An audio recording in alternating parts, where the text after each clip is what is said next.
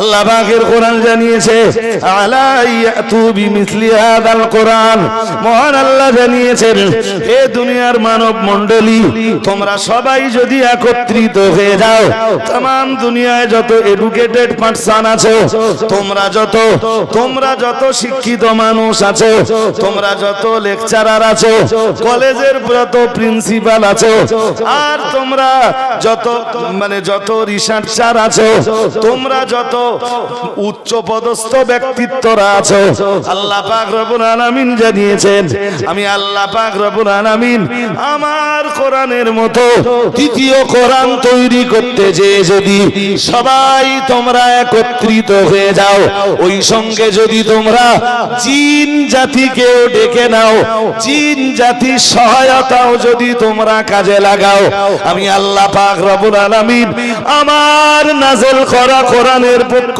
থেকে চ্যালেঞ্জ দিয়ে বললাম লা ইয়াতুনা বিমিসলিহি, না না না না না, হাজার লক্ষ কোটি বার চেষ্টা করার পরেও আমার কোরআনের মতো দ্বিতীয় কোন কিতাব তোমরা রচনা করতে পারবে না।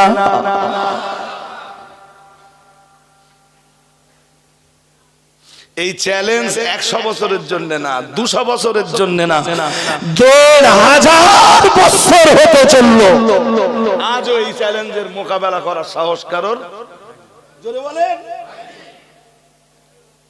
কিয়ামত পর্যন্ত হবেও। মানুষের চ্যালেঞ্জ মানুষ নিতে পারে, কিন্তু স্রষ্টার চ্যালেঞ্জ কখনো সৃষ্টি মোকাবেলা করতে, জোরে বলেন। এই জন্য এই পৃথিবীতে কোরআন আল্লাহর এক নিদর্শন। সুবহানাল্লাহ কই হাসতে বললেন কেন? এই কারণে কোরআনুল কারীম হলো এক শ্রেষ্ঠ নিদর্শন। 40 বছর বয়সে রাসূলের উপরে যখন কোরআন নাযিল হলো, রাসূল তো 40 পর্যন্ত কিছু পড়েননি। জিবরিল বারবার বলছিলেন ইকরা, আর রাসূল বারবার বলছিলেন মা আনা বিকারিন, আমি পড়তে জানি না, আমি পড়তে পারি না। জিবরিল রাসূলুল্লাহকে বারবার সিনায় সিনা লাগিয়ে চেপে ধরার পর এরপরে রাসূল পড়তে শুরু করলেন ইকরা বিসমি রাব্বিকাল্লাযী খালাক খালাকাল ইনসানা মিন আলাক ইকরা ওয়া রাব্বুকাল আকরাম আল্লাযী আল্লামা বিল কলম। সুবহানাল্লাহ। আরেকটু মন খুলে বলুন, কে পড়তেছেন? মুহাম্মাদুর রাসূলুল্লাহ সাল্লাল্লাহু আলাইহি ওয়াসাল্লাম, যিনি 40 পর্যন্ত পড়েননি। ব্যাস কোরআন নাযিল হবার কিছুদিন পরে আল্লাহ নবীকে একটা আয়াত দিলেন, বললেন ওমা কুনতা তাতলু মিন ক্বাবলিহি মিন কিতাব ওয়ালা তাখুতুহু বিয়ামিনিক ইযাল লারতাবাল মুবতিলুন। ও নবী, ওমা কুনতা তাতলু মিন ক্বাবলিহি মিন কিতাব, এই কিতাব পড়ার আগে আপনি অন্য কোনো বই পড়েননি, না মানুষের লেখা কোনো বই, না আমার আসমান থেকে নাযিল হওয়া পূর্ববর্তী কোনো কিতাব আপনি পড়েছেন, কোনো কিতাব আপনি পড়েননি। নবী যে কোনো কিতাব পড়েননি তার সাক্ষ্য দিচ্ছেন কে? জোরে বলে না। প্রথমবার রাসূলুল্লাহ কি পড়তেছেন? কোরআনুল হাকিম, কোরআনুল কারীম, সূরা আলাকের প্রথম 5 আয়াত। এই কারণেই তো আল্লাহ বলেছেন যে রহমানের যত দয়া আছে, রহমানের যত দয়া আছে, আমার আলাদা আলাদা করে বলার তো সময় নেই ভাই। আকাশ থেকে যে পানি হয় এটা আল্লাহর দয়া না দয়া না? আচ্ছা এটা ছেড়ে দেন, এটা নিয়ে বলছি না। আকাশে যে সূর্যটা আছে, সূর্যটা আল্লাহর দয়া না দয়া না? জোরে বলেন। সূর্যের আলো যদি আল্লাহ বন্ধ করে দেয়, সূর্য যে আলোটা দেয়, এই আলোটা নিষ্প্রভ করে দিতে আল্লাহর তো সময় লাগে না। ইযা আরাদাল্লাহু শাইআন আইয়াকুলা লাহু কুন ফায়াকুন। আল্লাহ বলেছেন আমি যখন কিছু করার ইচ্ছা করি শুধু বলি কুন, হয়ে যা, সঙ্গে সঙ্গে চলে বলুন। যে সূর্য প্রতিদিন আমাদের আলো দেয়, পূর্ব আকাশে উদয় হয়, পশ্চিম আকাশে ডুবে যায়, আসলে সূর্য ডোবে না, সূর্য সবসময় আকাশে আছে। আপনার আকাশে নেই তো কি আছে? এখন বাজে কটা? 8:30। তার মানে আমাদের মাগরিব হয়েছে 5টায়, আর এখন 8:30, মানে সৌদিতে সবে সূর্য ডুবতেছে। বলছি না তো আমি? শুনে দেখবেন আমাদের সঙ্গে ওদের 2.5 ঘন্টার ডিফারেন্স। কত? এখন 8:30, তার মানে 1 ঘন্টা রাত হয়েছে। সূর্য ডুবে গেছে 6টা, 7টা, 8টা, 8:30, তাহলে 3.5 ঘন্টা হয়ে গেছে। 1 ঘন্টা ওদের সূর্য ডুবে গেছে। পৃথিবীর এমন কান্ট্রি আছে যে কান্ট্রির উপরে সূর্য এখন আছে। ওরই ডুবে যাওয়া আর ওরই পরের দিন সকালবেলায় আপনার আকাশে উদয় হওয়া, সবকিছু রবের পরিচালনায় হয়ে থাকে। সুবহানাল্লাহ। কেউ না কেউ তো আছে এই সূর্যটাকে পরিচালনা করছেন, না ও এমনি এমনি চলতেছে? কথা বলেন না। বলছি সূর্য কি নিজের ইচ্ছায় চলে, না ওর পরিচালিত হবার পিছনে কারো না কারোর কুদরতি হাত আছে? নেই? আছে। তো যার কুদরতি হাত আছে তিনি রব্বুল আলামিন আল্লাহ। আর একটু মন খুলে বলেন। আচ্ছা আপনাদের একটু জিজ্ঞাসা দেখি কার কিরকম বুদ্ধি আছে। সূর্যের আলো যদি পৃথিবীতে না আসে আপনাদের ক্ষতি হবে কোনো? কি ক্ষতি হবে? দাঁড়ান দাঁড়ান, এদিকে একটু বলতে দেন, একটু বলে ফেলেন দিন যদি মারাত্মক ক্ষতি কি হতে পারে।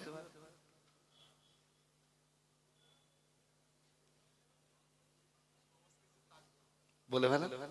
সবুজ কিছু নাই থাকলে অসুবিধা, শুকনো খাবার খাবো।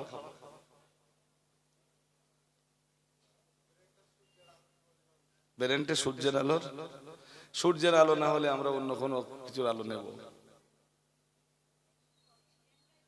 এইটা অ্যাকচুয়াল অ্যানসার না। সূর্য নিয়ে কখনো গবেষণা করেছেন কি?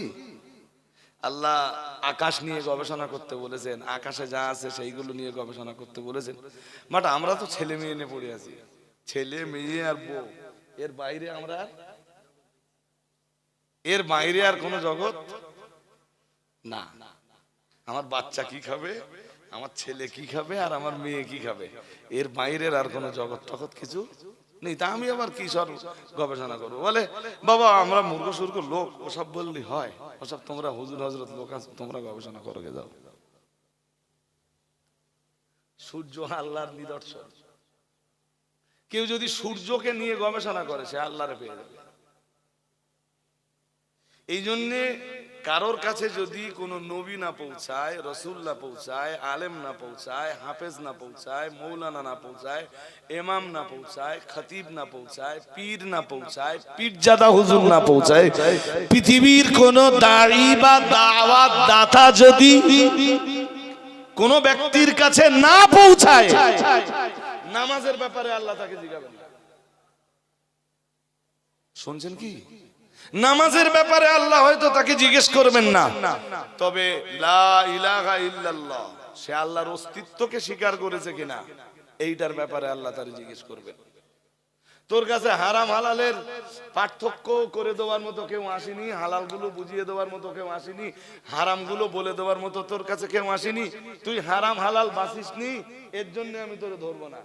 কিন্তু আমার নিদর্শন গুলো দেখে তো তোর উচিত ছিল আমার অস্তিত্বে বিশ্বাস করা। আমি কি বোঝাতে পারছি না অসুবিধা হচ্ছে? কেউ যদি এমন জায়গায় থাকে যেখানে কেউ পৌঁছায়নি, তার কাছে কোনো দাওয়াতই পৌঁছায়নি, তবুও তাকে আল্লাহ অন্য কোনো প্রশ্ন না করলে এই প্রশ্নটা করবেন যে আমার অস্তিত্বে তুই বিশ্বাস করলি না কেন। যেমন কেউ যদি সূর্যটাকে নিয়ে ভালো করে ভাবে, সে আল্লাহর অস্তিত্ব ওর ভিতর থেকে পেয়ে যাবে। সূর্যটা আল্লাহ আকাশে সেট আপ করে দিয়েছেন এবং সূর্যের যে আলো প্রতিদিন আমরা উপভোগ করছি, প্রতিদিন। এইটা নিয়ে আমাদের তো একটু গবেষণা করা দরকার ছিল, বাট আমাদের কোনো গবেষণা নেই। এমনকি যারা একটু লেখাপড়া জানা ছেলে চাইলে মোবাইলে গুগলে যে সূর্য, আর কিচ্ছু লিখতে হবে না, এইটা লিখে ওরা যদি সার্চ দেয় সূর্য সম্বন্ধে অনেক তথ্য ওরা পেয়ে যাবে। আপনি প্রাথমিক পর্যায়ে এইটা একটু ভাবেন না যে ওদের কি এমন গ্যাস আছে যার গ্যাস শেষ হয় না। আমি কি গ্যাস আছে ওটা বলতে যাচ্ছি না, কি এমন গ্যাস আছে যার গ্যাস শেষ হয় না। সুবহানাল্লাহ। আর একটু মন করে বলো না, কি এমন ব্যাটারি দেওয়া আছে যার ব্যাটারি ডাউন হয় না। আজ পর্যন্ত সূর্যের গ্যাস ফুরিয়েছে? আরে হ্যাঁ না বলে না। হ্যাঁ, বিজ্ঞানে আছে এত কিছু বানাচ্ছে, তার কাছে সব গ্যাস শেষ হয়ে যায়, তার কাছে সব ব্যাটারি ডাউন হয়ে যায়।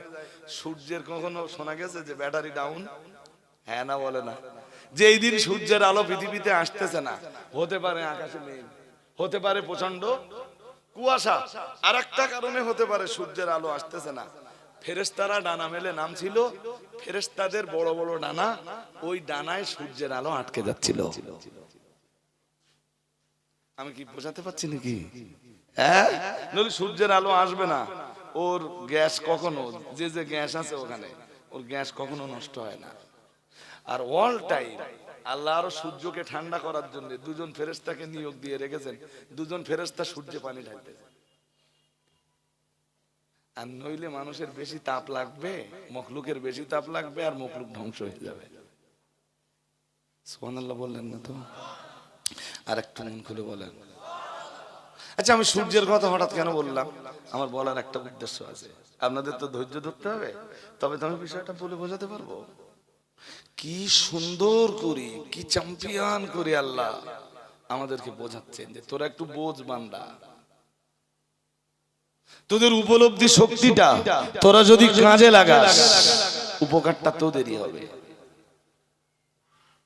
সূর্যের আলো পৃথিবীতে না এলে, আপনারা অনেকে অনেক কথাই বলেছেন, আমরা ভিটামিন ডি পাবো না। সূর্যের আলো থেকে আমরা পর্যাপ্ত পরিমাণ ভিটামিন ডি পাই। যে কোনো ভালো ডাক্তারের কাছে যাবেন, আপনার মতো ব্যক্তিকে সবসময় যারা ছায়ায় থাকেন, ডাক্তার বলবে অন্তত পার ডে 15 মিনিট, 15 মিনিট অন্তত গায়ে সূর্যের তাপ লাগাবে। ক মিনিট? জোরে বলেন, জোরে বলেন। হ্যাঁ, যতই ওষুধ খান, সূর্যের আলো থেকে আমাদের দেখে যেটা আসে, ওই ঘাটতি বলে ওষুধ দিয়ে পূরণ। এরপরে সূর্য আমাদের দেয় যেটা মেলানিন, মানে রোগ প্রতিরোধ করার বা রোগের বিরুদ্ধে লড়াই করার যে শক্তিটা শরীরে দরকার, ওই শক্তিটা আমার আল্লাহ আমাদের দেহে সূর্যের আলোর মাধ্যমে দান করেন। সবচেয়ে ভাইটাল ব্যাপার হলো, গাছের কাছে আমরা অক্সিজেন পাই। কার কাছে? মুক্ত অক্সিজেন, যার জন্য কোনো পয়সাও দিতে হয় না। আল্লাহর যে সিস্টেমটাকে কোরআনের ভাষায় বলা হয়েছে সুন্নাতুল্লাহ, কি বলে? হ্যাঁ, আল্লাহর সুন্নাত। আল্লাহর সুন্নাত মানে অন্য কিছু না, আল্লাহর বেঁধে দেওয়া নিয়ম নীতি। আল্লাহর বেঁধে দেওয়া, বলেন বলেন। হ্যাঁ, পৃথিবী যতদিন থাকবে গাছ ততদিন থাকবে, গাছ যতদিন থাকবে সৃষ্টি ততদিন থাকবে, সৃষ্টি যতদিন থাকবে গাছের কাছে সৃষ্টি অক্সিজেন ততদিন পাবে। এটা আল্লাহর বেঁধে দেওয়া একটা নিয়ম নীতি। আল্লাহ কোরআনে বলতেছেন, ওয়ালাং তাজিদা লিসুন্নাতিনা তাহবিলা। হে আমার বান্দা বান্দিরা, এটাও মনে রাখো, আর এই পৃথিবী পরিচালনার জন্য আমি যে নিয়ম নীতিগুলো বেঁধে দিয়েছি, মহান আল্লাহ জানিয়েছেন আমার নিয়ম নীতির ভিতরে তুমি কখনোই পরিবর্তন হতে দেখবা না। হ্যাঁ, ওই সিস্টেম, আল্লাহর বেঁধে দেওয়া সিস্টেম যদি চেঞ্জ হয়, তাহলে মানুষ বিপদে পড়ে যাবে। আমি কি বোঝাতে পারছি? অক্সিজেন আমরা গাছের কাছে পাই, বা গাছের কাছ থেকে আমরা অক্সিজেন নেই। এখন যদি গাছ পৃথিবীতে না থাকে, সমস্যা না? সমস্যা নয়। গাছের বেঁচে থাকার জন্য খাদ্য দরকার। সূর্যের আলো ছাড়া গাছ খাবার বানাতে পারে না। বিজ্ঞানকে জিজ্ঞেস করুন, আপনি সায়েন্সকে জিজ্ঞেস করুন, সায়েন্স তাই বলবে। কি বলবে? যে সূর্যালোকের উপস্থিতিতে, তার মানে দিনের আলোতে সূর্যের উপস্থিতিতে গাছ খাদ্য বানায়। সুবহানাল্লাহ। সূর্য বন্ধ, গাছের খাদ্য বানানোর গল্প শেষ। গল্প তা গাছ যদি খাদ্য না পায়, আপনারা যদি খাবার না দেওয়া হয়, আস্তে আস্তে আস্তে আস্তে আপনার শরীর কি আরো তরতাজা হবে? কথা বলে না। আপনার যদি খাবার না দেওয়া হয়, শরীর তরতাজা হবে না দুর্বল হবে? তারপর দুর্বল হতে হতে একদিন মিনহা, এই তো বুঝে গেছেন ভালো, যে মিনা, আমি তো মিনা পর্যন্ত বলেছি, শ্রোতারাই বলতেছে যে মিনা খালাক না কম। তো গাছেরও তো একদিন মিনা খালাক না কম হয়ে যাবে। কখন? যদি সূর্যের আলো না পায়। সূর্যের আলো পেল না, গাছ বাঁচলো না, অক্সিজেন পাওয়া কই?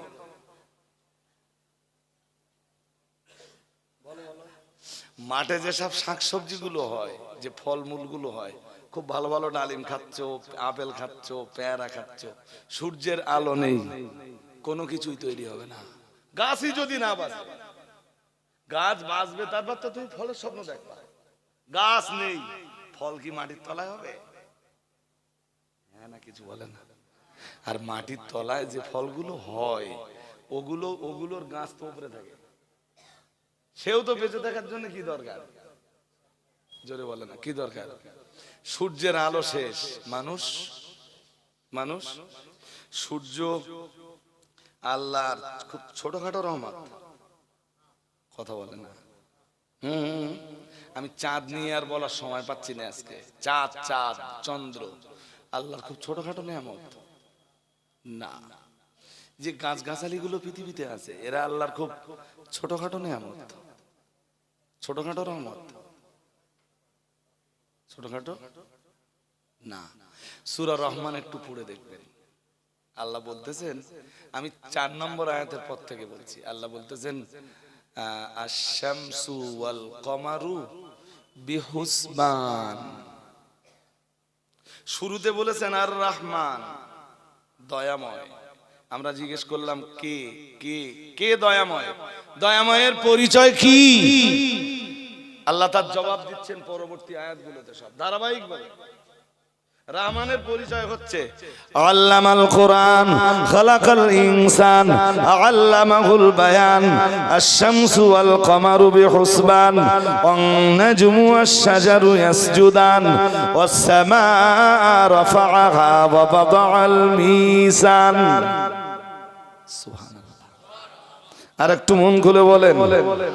এই সবগুলো রহমানের পরিচয়। এরপরে যত আয়াত আসবে পুরা সূরা রহমানটা শুধু দয়াময়ের দয়ার পরিচয়।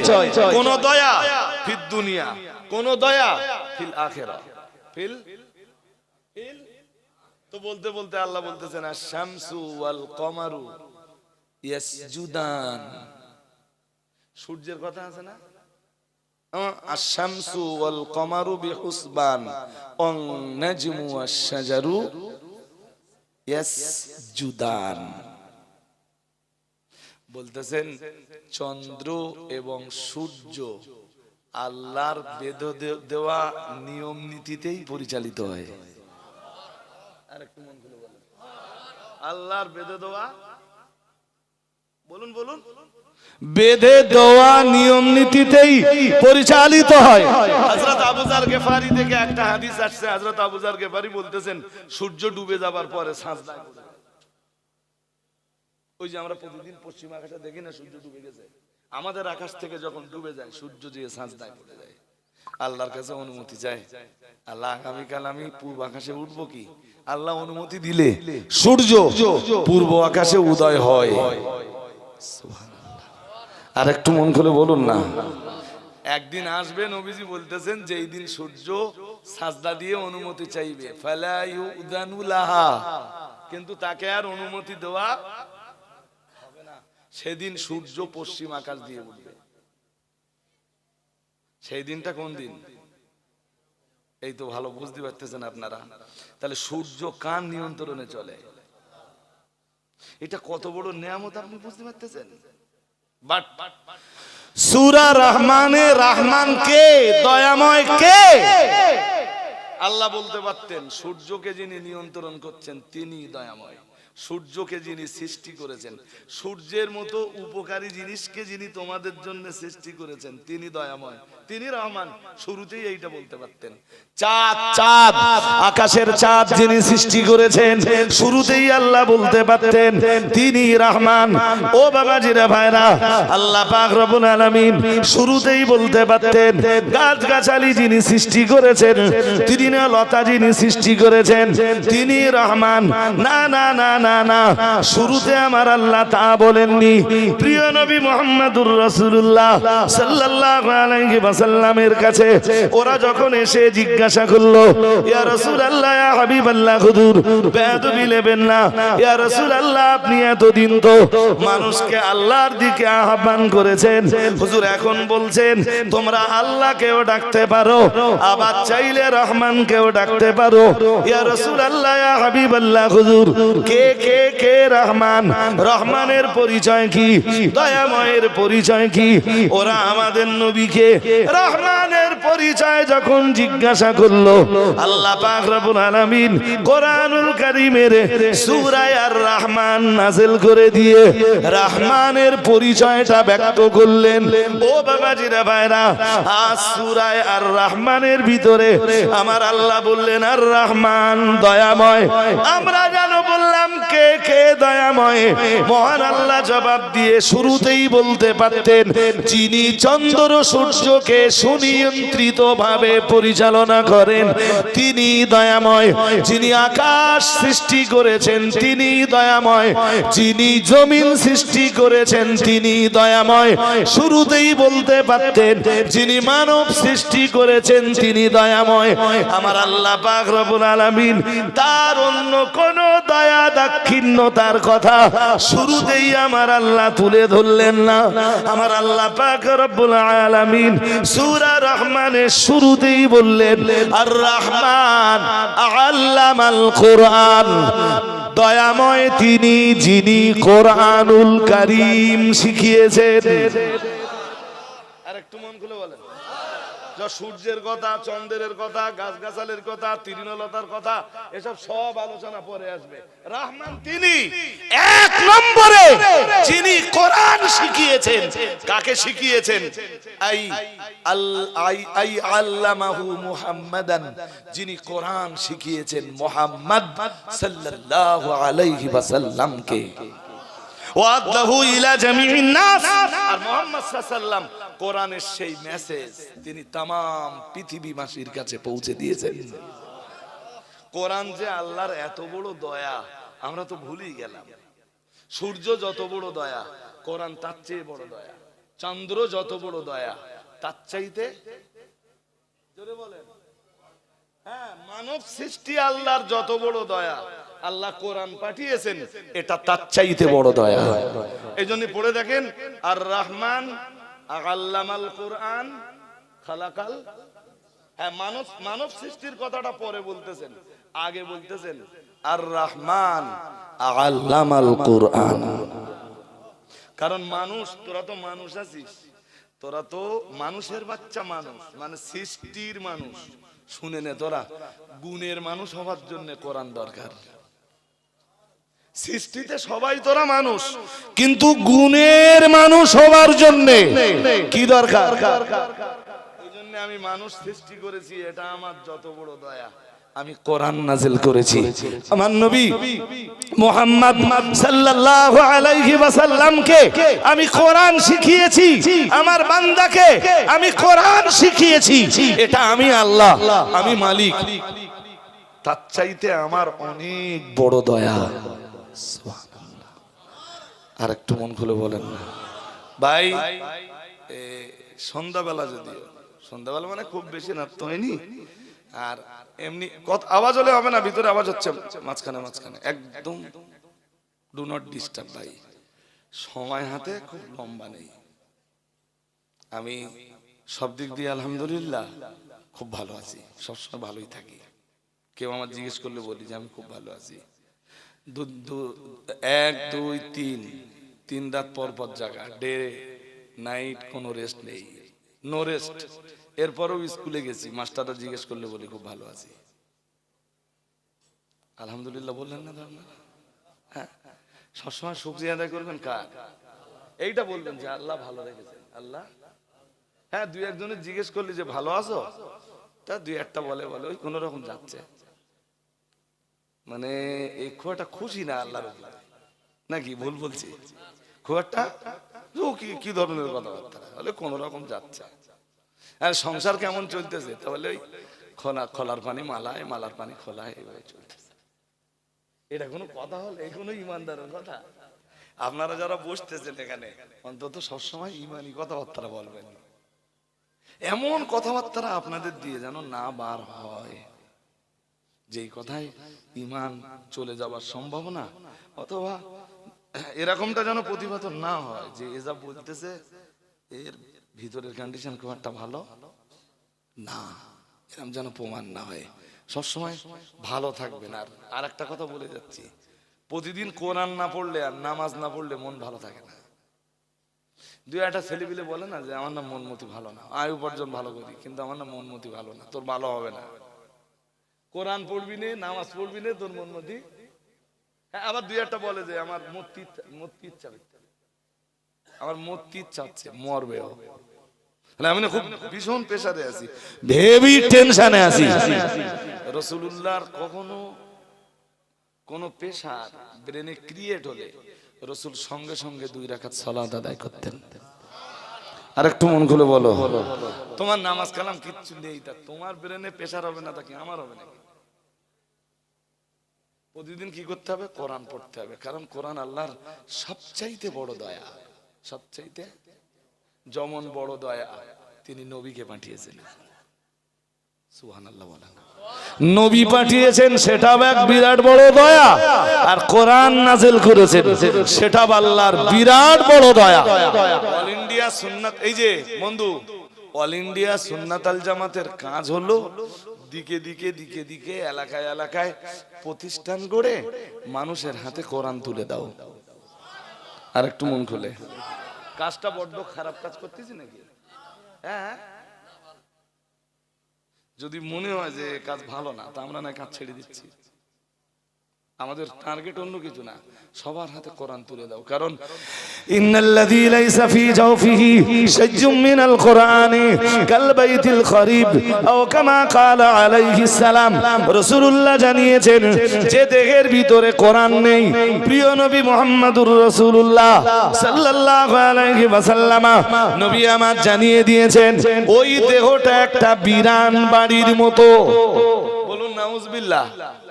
আর একটু জোর আওয়াজে বলেন, কোন বাড়ির মতো? কোন বাড়ির মতো বলবেন তো? বিরান বাড়ি। বিরান বাড়ি মানে পুরো বাড়ি, ধ্বংসপ্রায় বাড়ি। একটা বাড়ি করা হয়েছিল 30 বছর কেউ বাস করে না। ওই বাড়িটা যেমন শয়তানের বাসায় পরিণত হয়, যার দেহে কোরআন না থাকে ওর দেহ ওই রকম শয়তানের বাসায় পরিণত হয়। নাউজুবিল্লাহ। আরে জোর করে বলো না নাউজুবিল্লাহ। কার দেহ? যে দেহে কি নেই, জোরে বলো। আমি মূল সাহেব নামাজের কথা বলে কি করবো? যা দেখে আছে শয়তানের বাসা, ওই বাসা যদি আমি না ভাঙতে পারি তো নামাজের কথা বলে কিছু হবে? এই জোয়ান যুবক ছেলে যারা যে দেশ জুড়ে এখন জলসা দিচ্ছে, আমরা যেহেতু নামাজের কথা বলে আসতেছি, কিছু হচ্ছে? কথা বলে না। কিছু হচ্ছে? কিচ্ছু হয় না, হবেও না। কি নেই? কোরআন। আর দেখবেন যে ছেলেটা 2 বার করে প্রতিদিন কোরআন পড়ে সকালে সন্ধ্যায়, ওর হাতে আপনি মদের বোতল দেখবেন না, ওর হাতে আপনি সিগারেট দেখবেন না, ওর হাতে আপনি টাঁস দেখবেন না। আছে নাকি? প্রতিদিন 5 বার নামাজ পড়ে, ফজরে কোরআন পড়ে, মাগরিবে কোরআন পড়ে, ও মদের বোতল ধরবে? দেখেন কোরআন পড়ে, কোরআনের ওসিলায় ওর ভিতরে যে শয়তানের বাসা ছিল সেটা ভেঙে গেছে। আলহামদুলিল্লাহ বললেন না তো? যদি বাঁচতে চান, আজকে হালিমাতুস সাদিয়া গার্লস ইনস্টিটিউট, যেটা অল ইন্ডিয়া সুন্নাত ওয়াল জামাত পরিচালিত বা অল ইন্ডিয়া সুন্নাত ওয়াল জামাতের আলেমদের দ্বারাতে পরিচালিত, এই প্রতিষ্ঠানের বাৎসরিক হিসাবে সবে এসে আপনি একটা শিক্ষা নিয়ে বাড়ি যান যে আমার বাচ্চারা তো কোরআন দিতে হবে। যদি মানুষ বানাতে হয়, কোরআন ছাড়া কেউ কখনো মানুষে পরিণত হতে, আমি দায়িত্ব নিয়ে এটা বলে যাচ্ছি ভাই। বক্তব্যের প্রাসঙ্গিকতা আর বাড়ানোর মতো কোনো কন্ডিশন নেই। রাগিব সাহেব হুজুর এই প্রতিষ্ঠানটা চালাচ্ছেন। রাগিব সাহেব আমার অনেকবার বলেছেন যে হুজুর আজকে একটু সুদ দেওয়াজ করবে না, বুঝেননি? বুঝেননি? কোনটা কোনটা? ও তো সিংহা বলে এখনো, বলতে বিলকি সিংহাসন নাকি। এইটা শোনার জন্য আর একদিন আমার দাওয়াত দেবেন, আর আগের তো একটু বলে দেবেন তফসির, কোরআনের তফসিরটা ঘেটে তারপর বলতে হবে, নাহলে আমি ভালো করে তো বোঝাতে পারবো না। আর কি যেন একটা বলছিলাম, ও এইটা তো জিজ্ঞেস করলেন না যে হুজুর আল্লাহ শ্রেষ্ঠ চান নিদর্শনের 2টা হয়েছে আর 2টা গেল কোথায়, এটা তো জিজ্ঞেস করলেন না, ওইটা একটু বলে দেই। নাম্বার 3 ব্যাখ্যা করছি না। 1 কিতাবুল্লাহ, 1 রাসূলুল্লাহ, 1 কি রাসূলুল্লাহ, 2 কি কিতাবুল্লাহ, 3 বাইতুল্লাহ। 3 বাইতুল্লাহ বোঝেন? আল্লাহর ঘর, দ্যাটস মিন কাবা। আল্লাহ শ্রেষ্ঠ নিদর্শন পৃথিবীতে। কি আছে ওই চারটে দেওয়ালে? তাম পৃথিবীর যত মানুষ যাচ্ছে ওইদিকে তাকিয়ে আছে, আর ওলামারা যাওয়ার সময় বলিয়ে দিচ্ছে ওদিকে তাকিয়ে থাকলে সব। সুবহানাল্লাহ। আল্লাহ শ্রেষ্ঠ চার নিদর্শন। কয়টা হয়েছে? 3। 4 নম্বরটা কি জানেন? শুনলে অবাক হবেন না তো। 4 নম্বরটা হলো সালাত। এই যে নামাজ দিয়েছেন আল্লাহ, এই নামাজও আল্লাহর নিদর্শন। একটু মন খুলে বলতেছেন না কেন? আল্লাহ আমাদের সবাইকে বুঝবার তৌফিক দান করুন। দেখেন খাদিজাতে যখন জলসা হয় তখন আমি কিছু না কিছু কথা বলি না? বলি না? কথা বলে না, আগে পরে যখন তো বলি। জামিয়াতে ইশারা সব যখন হয় মুফতি সাহেব আগে পরে কিছু কথা বলেন, মোটে না হলেও জিকিরের মজলিসে বলেন না? তো যিনি প্রতিষ্ঠান চালান তার কিছু সুখ দুঃখ থাকে, সেই সুখ দুঃখের কথাগুলো আমাদের রাকিব সাহেবের কাছ থেকে আপনাদের একটু শুনতে হবে। দরকার আছে না নেই? যদি বলেন দরকার নেই তাহলে বাড়ি চলে যাবে, আর যদি বলেন না হুজুর একটু দরকার আছে, ওনাকে একটু মন খুলে শেয়ার করতে দেন, ওনার কাছে শুনতে হবে। হ্যাঁ, ওইগুলো বলতে বলতে আলেম মানুষ তো এমনি দুটো পাঁচটা হাদিস 2-4টে কোরআনের আয়াত এসে যাবে, ওতেই আধা ঘন্টা 1 ঘন্টা ওয়াজ হয়ে যাবে। আমি একটু তাকবীর দেই নাম্বার সময়, নারায়ে তাকবীর, নারায়ে তাকবীর। সিলসিলায়ে মুজাদ্দিদুজ জামান, অল ইন্ডিয়া সুন্নাত ওয়াল জামাআত, অল ইন্ডিয়া সুন্নাত ওয়াল জামাআত, হালিমাতুস সাদিয়া গার্লস ইনস্টিটিউটের রহমানির রহিম।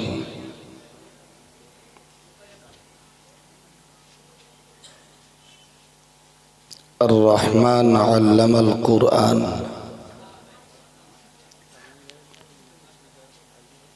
وقال الله تعالى في آية أخرى وعلمك ما لم تكن تعلم صدق الله المولانا العظيم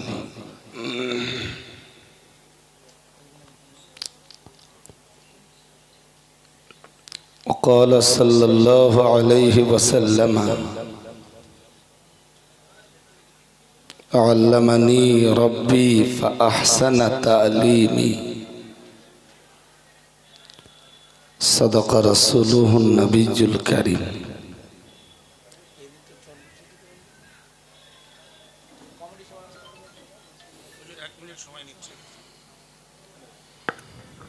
আমাদের কমিটির সদস্যদেরকে আমরা বিশেষ প্রয়োজন মনে করছি, একটুখানি মাদ্রাসার গেটে আসুন, ছোট হুজুরের সঙ্গে দেখা করুন। কমিটির সদস্য ভাইয়েরা প্লিজ, আপনাদের বিশেষ প্রয়োজন। মাওলানা আব্দুল শফিক সাহেবের সঙ্গে আপনারা সাক্ষাৎ করুন মাদ্রাসার গেটে। হালিমাতুস সাদিয়া গার্লস ইনস্টিটিউটের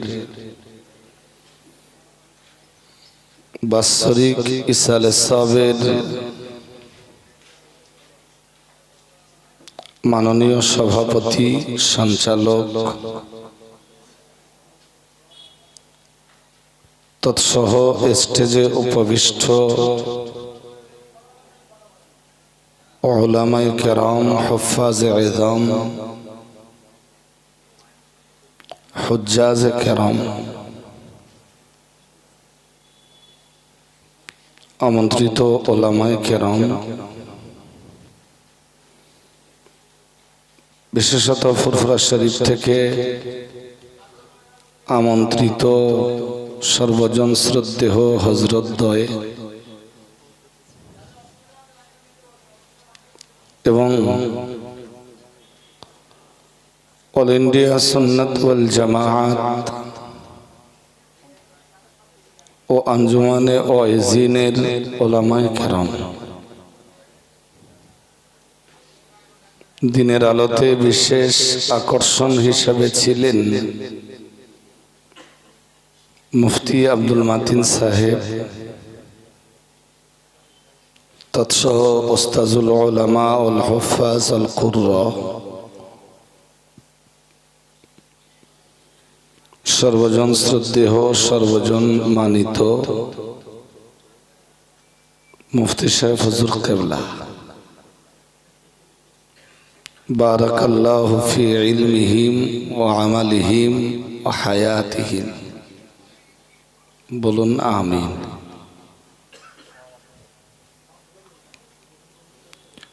দেখুন, আমি এখানে আসবার পরে আমি অনেককেই আমার একটা ছোট্ট অভিজ্ঞতার শেয়ার করেছি।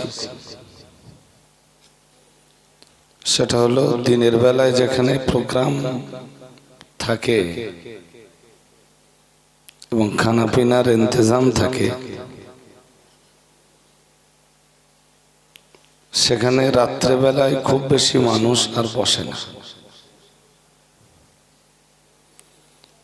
যদিও রাকিব সাহেব হুজুর আমার সাথে আমার কথায় একমত হননি। আমার বয়স হয়তো কাঁচা, কিন্তু আমি বক্তৃতা জগতে কম বেশি 25 বছর।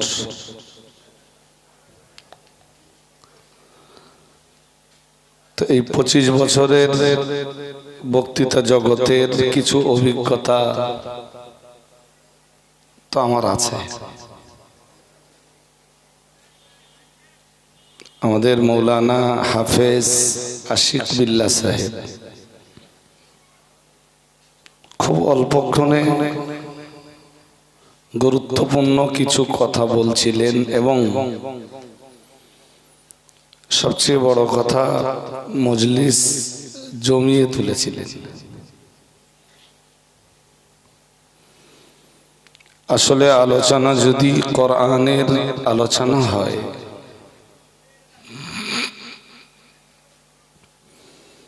আলোচনা যদি হাদিসে নববীর বা সুন্নতে রাসূলের আলোচনা হয়, সেই আলোচনার মজলিসে আল্লাহ পাকের করুণা নাযিল হয়। তারা তথা ওই মজলিসের উপস্থিত শ্রোতা মণ্ডলী বেশক আল্লাহ পাকের রহমতের হকদার হয়ে যায়। সুবহানাল্লাহ বললেন না তো? শুনে আর একটু মন খুলে বলুন। পৃথিবীতে কোরআনুল কারীম হলো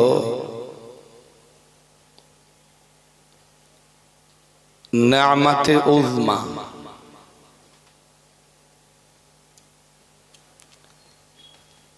আর নেয়ামাতুল কুবরা বলে একটা বই আছে, আল্লামা ইমাম হায়সামির লেখা। তিনি বইটা এই নামে নামকরণ করে রাসূলে পাকের মিলাদের উপরে বইটা লিখেছেন এবং সেখানে তিনি আন-নি'মাতুল কুবরা, সবচাইতে বড় নেয়ামত, এই শব্দ দুটো ব্যবহার করে বা এই বাক্যাংশ ব্যবহার করে তিনি রাসূলকে বুঝিয়েছেন। এই পৃথিবীতে আল্লাহর অনেকগুলি বড় বড় নিদর্শন আছে, যেটা শাহ ওলিউল্লাহ মুহাদ্দিস দেহলভী রাহিমাহুল্লাহু তাআলা হুজ্জাতুল্লাহিল বালিগা নামীয় বইতে লিখেছেন। আপনারা আর একটুখানি আগাবেন, আর একটা কাতার অন্তত, বড্ড ভালো হয়। মজলিস ছোট হোক, কিন্তু মজলিসটা গোছালো হোক। মজলিস সাজানো গোছানো মজলিস হলে কথা বলতে ভালো লাগে এবং একটা স্বাদ বলি, মজা বলি, তৃপ্তি বলি, এগুলো অনুভূত হয়। যদি আমার জিজ্ঞেস করেন যে শরীর কি ভালো আছে, তা আমি বলবো 100%। আমি সচরাচর কখনো বলি না যে আমার শরীর খারাপ। আল্লাহ যে অবস্থায় রেখেছেন অবস্থা তো ভালো। আর এমনি আমার শরীরে কোনো রোগ শোক নেই, কন্টিনিউ কোনো ওষুধ খেতে হয় না, মানে কি আমি ভালো আছি? নিয়ামাতানি মাগবুনুন ফীহিমা কাসীরুম মিনান নাস আস-সিহাতু ওয়াল ফারাগ।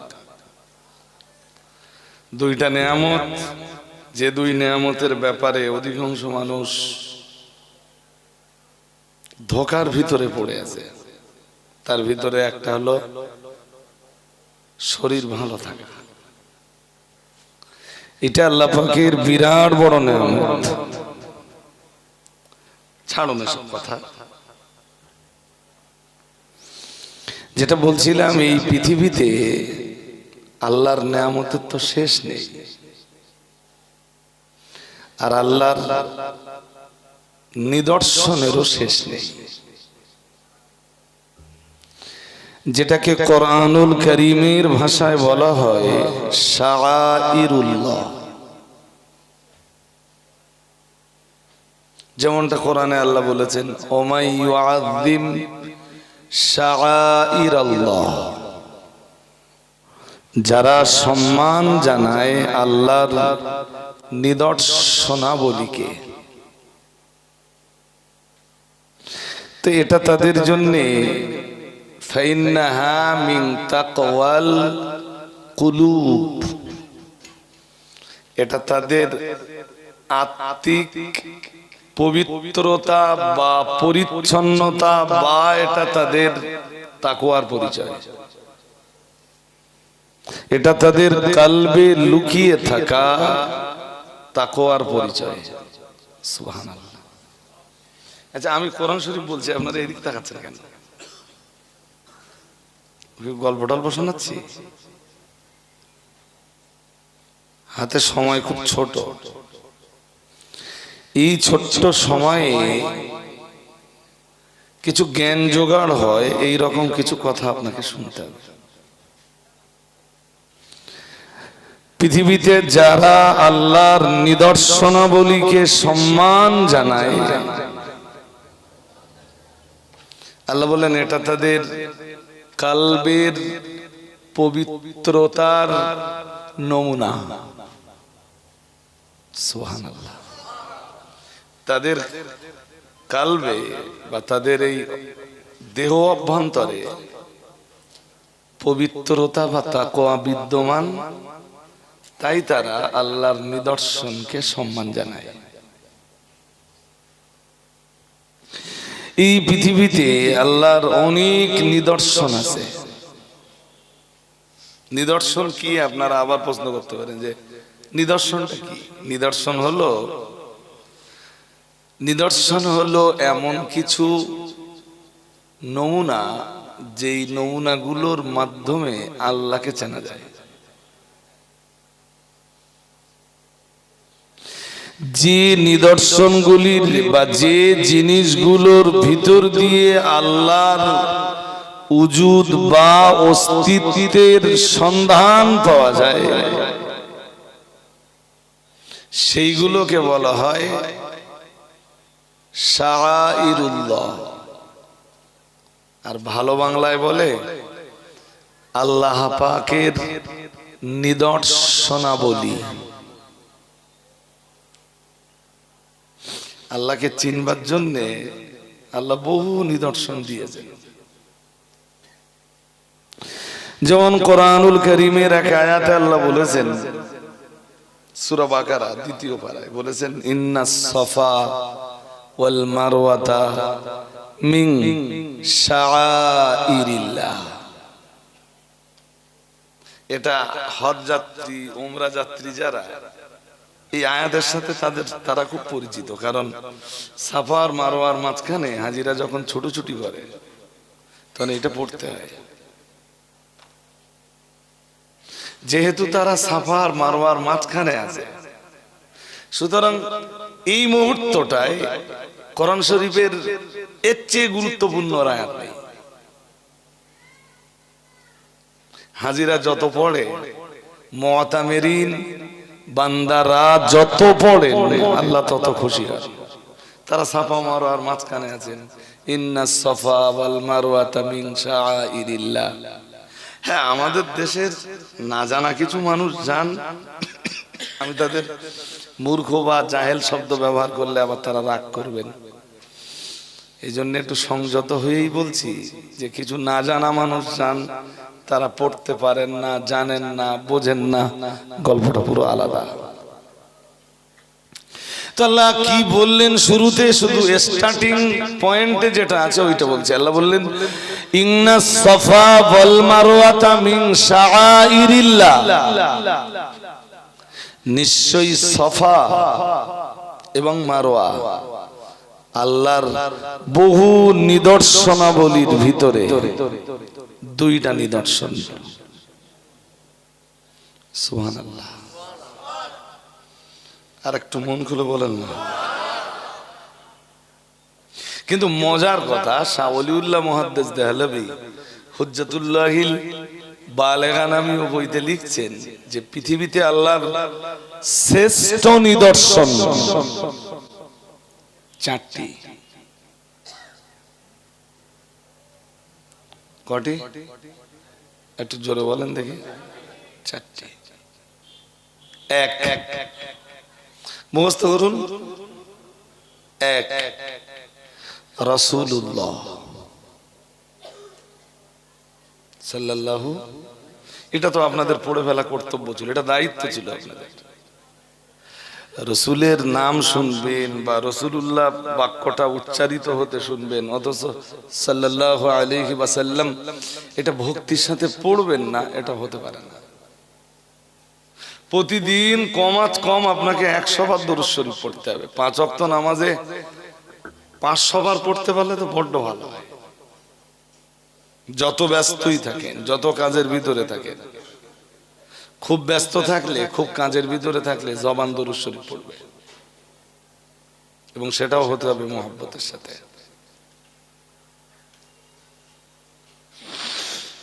এক নম্বরটা কি বলে ফেলুন?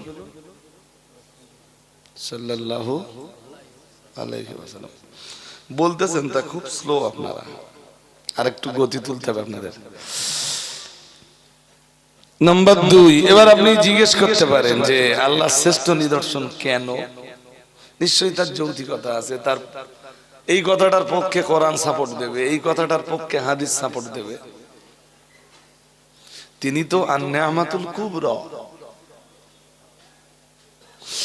আল্লাহ তার বান্দা বান্দীদের জন্য যত নিয়ামত দিয়েছেন, মুহাম্মদুর রাসূলুল্লাহ সাল্লাল্লাহু আলাইহি ওয়াসাল্লাম পৃথিবীবাসীর জন্য শ্রেষ্ঠ নিয়ামত। সুবহানাল্লাহ। আর একটু মন খুলে বলেন না। এবার আপনি আবার ঘুরিয়ে জিজ্ঞেস করতে পারেন যে তাহলে রাসূলুল্লাহকে আল্লাহর নিদর্শনাবলীর অন্তর্ভুক্ত করা হলো কেন? এটা জিজ্ঞেস করতে পারেন। আমি তার একটা কারণ বলছি, দেখেন আপনাদের ব্রেন নিতে পারে কিনা। আমার ব্রেন কম বেশি যেটা নিতে পেরেছে সেটা শেয়ার করছি, আর আপনাদের ব্রেন নিতে পারে কিনা। ডক্টর মরিজ বুকাইলি, আমার যেটা মনে হয়েছে, মোটামুটি পড়াশোনা করে, মরিজ বুকাইলি যখন কলেমা পড়েছিলেন তখন ওনাকে জিজ্ঞেস করা হয়েছিল যে আপনি কলেমাটা পড়লেন কেন? আসলে উনি যখন কোরআন গবেষণা করা শুরু করলেন তখন ওনার ইচ্ছা ছিল কোরআনের উনি ভুল ধরবেন।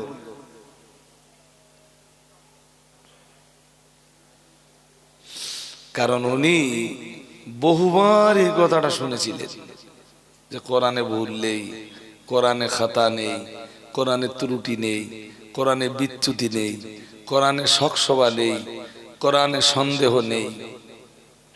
বহুবার ওনার কর্ণকুহর এই কথাটা এসছে। তো উনি চ্যালেঞ্জ নিয়ে বলেছিলেন যে কোরআনে সবাই বলে ভুল নেই, সবাই দাবি করে ভুল নেই, বাট আমি কোরআনের ভুল ধরে দেখাবো। তো উনি কোরআন নিয়ে গবেষণা করা শুরু করলেন। উনি তো আরবি ভাষা জানেন না, ইংরেজিতেই গবেষণা শুরু করলেন। মুসলমানের সবচেয়ে বড় অভাব যেটা এখন অল ওয়ার্ল্ডের মুসলমানের, সেটা হচ্ছে কোরআনের সাথে মুসলিমের সম্পর্ক নেই। আর থাকবেই বা কেমনে? আমরা কিছু হুজুর আছি, মানুষকে সব দিয়েছি, কোরআন দেয়নি। আমরা যদি বলতাম যে হুজুরের কাছে বায়াত পরে হবে, আগে কোরআনটা শিখে আয়। তুই কোরআনুল কারীম পড়তে জানিস না, হুজুরের কাছে বায়াত হয়ে তোর লাভ কি হবে? যে হুজুর ফরজ কয়টা বোঝে না, তার বায়াত হয়ে উপকার কি? যে নামাজের ফরজ গুলো খবর রাখে না, তার বায়াত হবার উপকারিতা কি?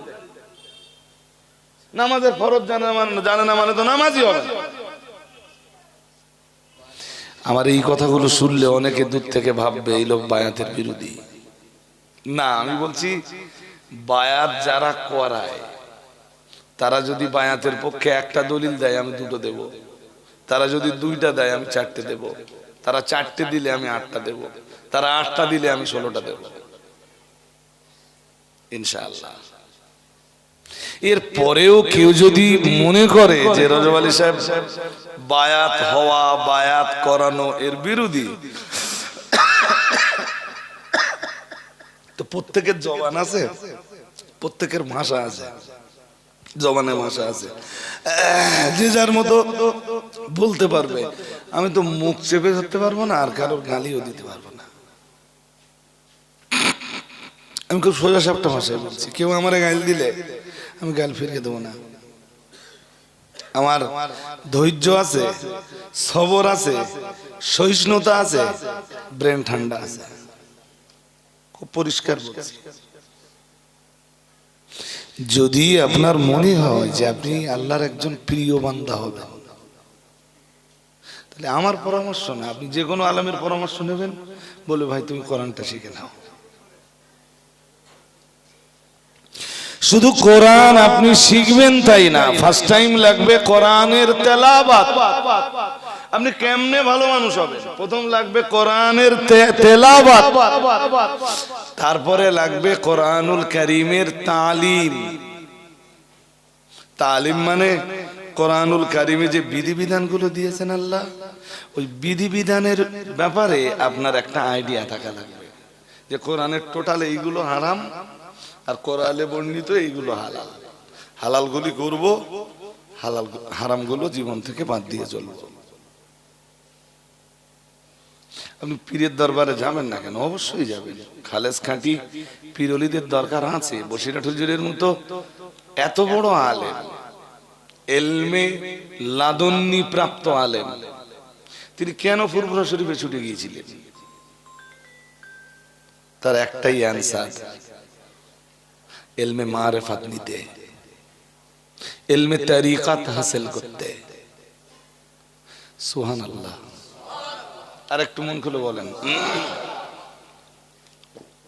দাদা হুজুর কেবলা যখন মদিনা মক্কা মদিনা থেকে ফিরে এসেছেন এলেম অর্জন করে, 40 খানা হাদিসের কিতাবের সনদ নিয়ে দাদা পীর কেবলা যখন দেশের মাটিতে ফিরেছেন, তখন ভারতবর্ষে, পশ্চিমবঙ্গে শুধু না, ভারতবর্ষে দাদা হুজুর কেবলার জোড়া আলেম নেই। দাদা হুজুর কেবলার পাশে দাঁড় করানো যায় এইরকম আলেম ভারতবর্ষের মাটিতেও বিরল। আমি নেই বলছি না, আমাদের থাকতে পারে, তবে বিরল। দাদা হুজুর কেবলার মতো এত বড় একজন মনীষী, উনি ছুটে এলেন মানিকতলার সুফি ফাতেহ আলী ওহসি রহমাতুল্লাহ আলাইহির কাছে। আর একটু মন খুলে বলেন, না না না, পার্থিব এলেম নেওয়ার জন্য না, কেতাবের এলেম নেওয়ার জন্য না। কেতাবের এলেম তো উনি নিয়েই নিয়েছেন। কেতাবের এলেম বসিরহাট পীর সাহেব কেবলা তো আলিয়া ইউনিভার্সিটি থেকে নিয়েই নিয়েছিলেন। দাদা হুজুর কেবলা কাছে ছুটে যাবার কারণ ছিল এলমে মারেফাতটা নেবেন, এলমে বাতিনিটা নেবেন। দাদা হুজুর কেবলাও তাই, এলমে জাহিরিটা তো তার ভিতরে ছিল। ছুটে এলেন সুফি ফাতেহ আলী ওহসি রহমাতুল্লাহ আলাইহির কাছে। এলমে মারেফাতের জগতে শুধু উন্নতি আর ডেভেলপমেন্টের আশায়। সুবহানাল্লাহ। আর একটু মন খুলে বলুন, সুতরাং এখান থেকে স্পষ্ট হয় ইলমে জাহেরিটাও লাগবে, ইলমে বাতিনিটাও, জোরে বলুন। সুতরাং আমি পীর ওলিদের কাছে যেতে মানা করব কেন? আমি মানা করছি না, তবে আমার দেশে আমি যেটা দেখেছি ভাই, 5 ওয়াক্ত নামাজের কোনোটাই পড়ে না, হুজুরির কাছে যেয়ে বসে আছে, এসে বললে আমি অমুক হুজুরির কাছে গেলাম। তা তুই যখন নামাজই পড়িস নি, তোর হুজুরির কাছে ফায়দা কি হবে?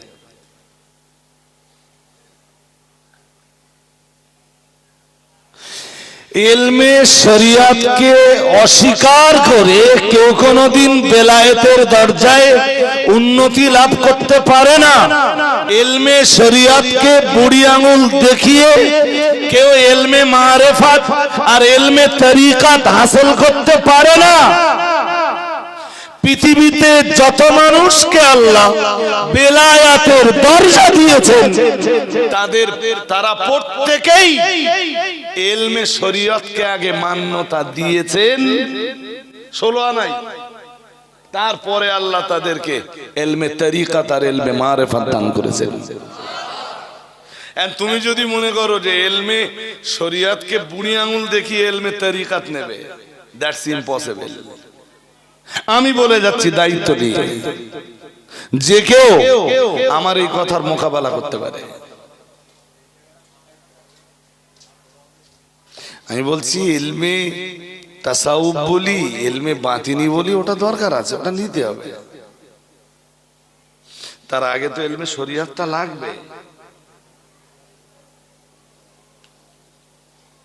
কোথায় ইলমে শরীয়ত? কোরআনটাই জানে। কোথায় ইলমে শরীয়ত? গোসল কিভাবে করতে হয় জানে।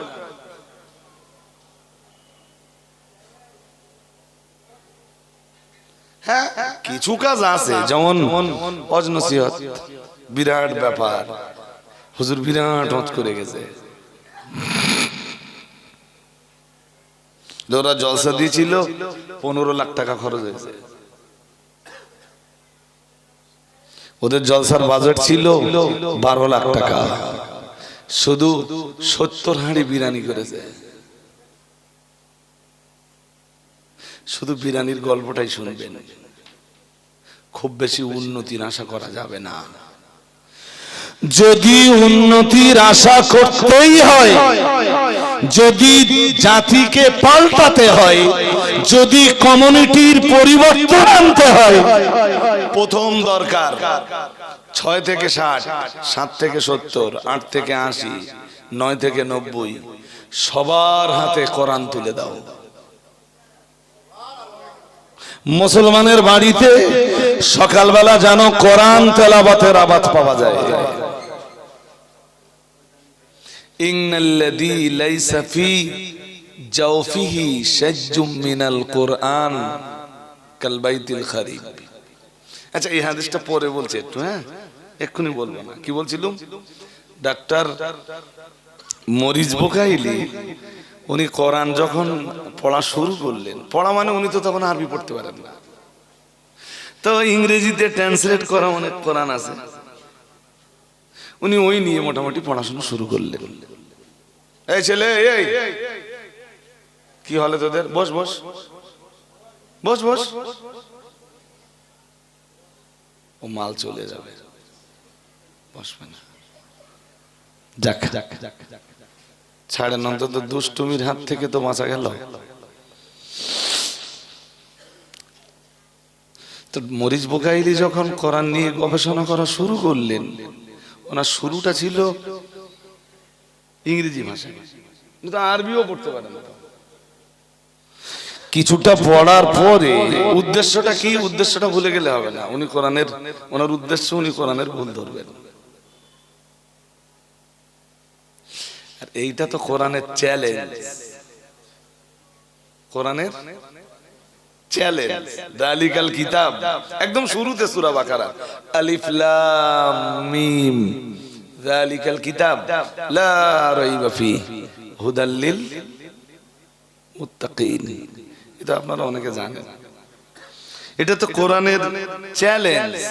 দেয়ার is no doubt in this book. এই কিতাবে কোনো সন্দেহ নেই। কে বলতেছেন?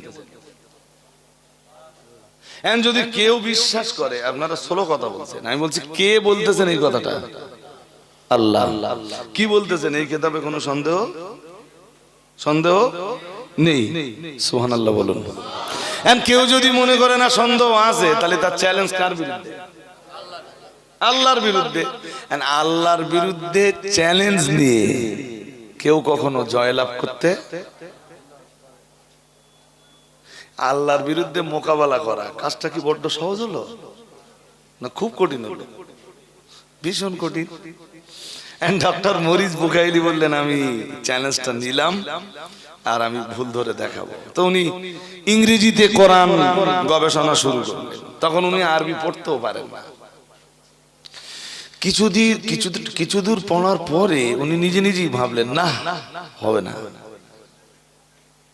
এইভাবে হবে না। কারণ কোরআন যে ভাষায় নাযিল হয়েছে, কোরআন